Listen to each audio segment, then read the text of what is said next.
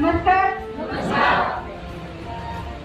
प्रथम माझं ओळख करून देईल सर, तर जोरात माझं नाव घेतलं. खूप खूप धन्यवाद सर.